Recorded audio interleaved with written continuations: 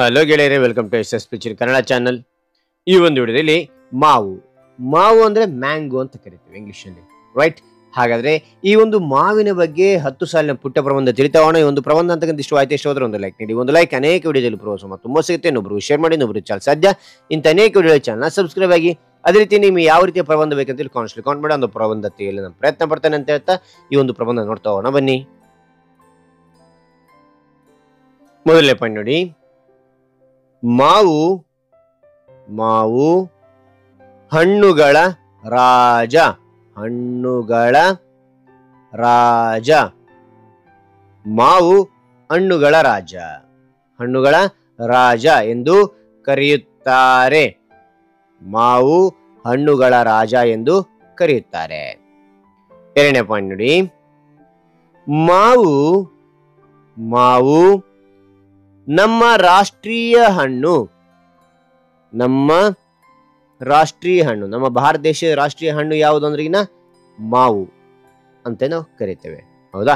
ಮಾವು ನಮ್ಮ ರಾಷ್ಟ್ರೀಯ ಹಣ್ಣು. ಮೂರನೇ ಪಾಯಿಂಟ್, ಮಾವಿನ ಹಣ್ಣುಗಳು ಮಾವಿನ ಹಣ್ಣುಗಳು ಹಣ್ಣುಗಳು ವಿವಿಧ ಬಣ್ಣಗಳಲ್ಲಿ ವಿವಿಧ ವಿವಿಧ ಬಣ್ಣಗಳಲ್ಲಿ ಇರುತ್ತವೆ. ಮಾವಿನ ಹಣ್ಣುಗಳ ಬಣ್ಣಗಳು ವಿವಿಧ ರೀತಿಯಲ್ಲಿ ತೋರಿಸ್ತೇವೆ ನೋಡ್ರಿ. ಕೆಂಪು, ಹಸಿರು, ಹಳದಿ, ಈ ರೀತಿಯಾಗಿ ಬೇರೆ ಬೇರೆ ಮಾವಿನ ಹಣ್ಣುಗಳು ನಾವು ಕಂಡು ಬರ್ತೇವೆ. ಓಕೆನಾ? ಅಂತ ನೋಡಿ. ನಾಲ್ಕನೇ ಪಾಯಿಂಟ್ ನೋಡಿ, ಮಾವು ಮಧುರ ವಾಸನೆಯನ್ನು, ಅಂದ್ರೆ ಒಳ್ಳೆ ವಾಸನೆ ಅಂತೇಳಿ, ಓಕೆನಾ? ಮಾವು ಮಧುರ ವಾಸನೆಯನ್ನು ಹೊಂದಿರುತ್ತದೆ. ಓಕೆ, ಅಂತ ನೋಡಿ. ಐದನೇ ಪಾಯಿಂಟ್, ಮಾವಿನ ಹಣ್ಣು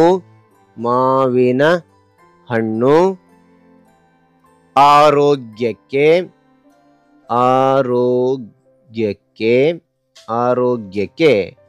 ಒಳ್ಳೆಯದು.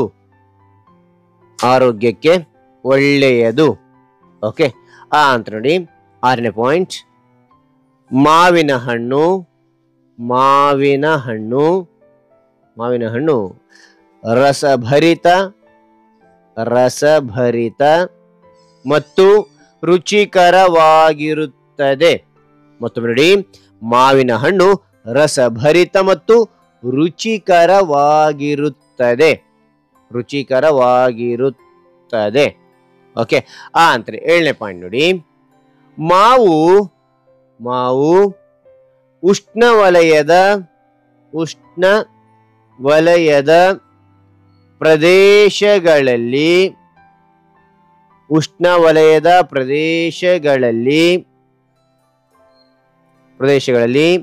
ಬೆಳೆಯಲಾಗುತ್ತದೆ.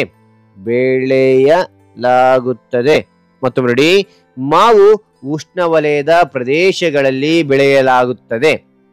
ಎಂಟನೇ ಪಾಯಿಂಟ್ ನೋಡಿ, ಮಾವಿನಲ್ಲಿ ವಿಟಮಿನ್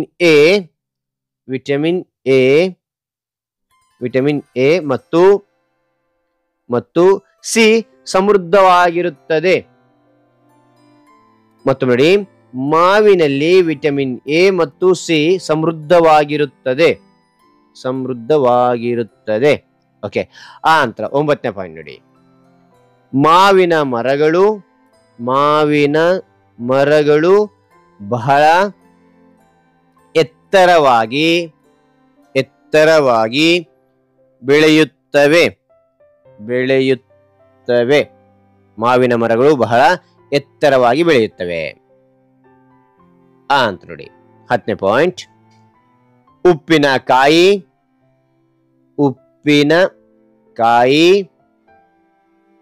ಜಾಮ್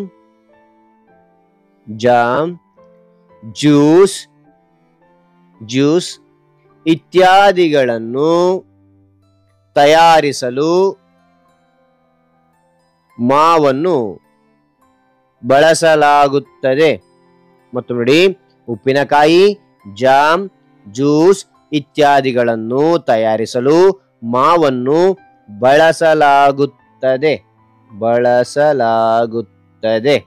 ಓಕೆನಾ? ರೈಟ್. ಹಾಗಾದ್ರೆ ಒಂದು ವಿವರಣೆ ಅಂತಕ್ಕಂಥ ಇಷ್ಟ ಆಯ್ತು. ಇಷ್ಟ ಒಂದು ಲೈಕ್ ನೀಡಿ. ಒಂದು ಲೈಕ್ ಅನೇಕ ವಿಡಿಯೋ ಪ್ರೋತ್ಸಾಹ ತುಂಬ ಸಿಗುತ್ತೆ. ಇನ್ನೊಬ್ಬರು ಶೇರ್ ಮಾಡಿ, ಇನ್ನೊಬ್ಬರು ಚಾನಲ್ ಸಾಧ್ಯ.